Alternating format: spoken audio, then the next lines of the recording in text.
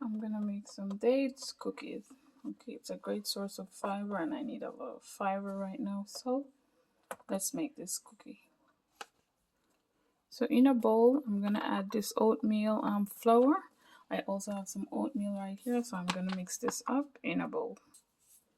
So I've added the flour and some oats, and I'm just gonna mix this up.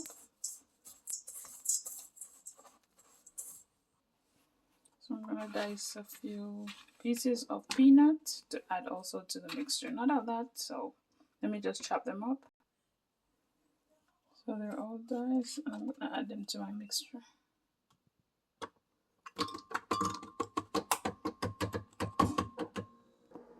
So I have the dates here, and I'm gonna add some warm water directly to it, and I'm gonna blend it.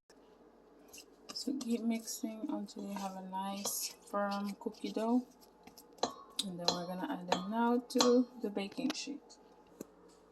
I've added them to the tray, and I'm gonna pop them in the oven in a moment. I had to pop some on the pizza tray because this one I didn't want to put too much, so I have two trays.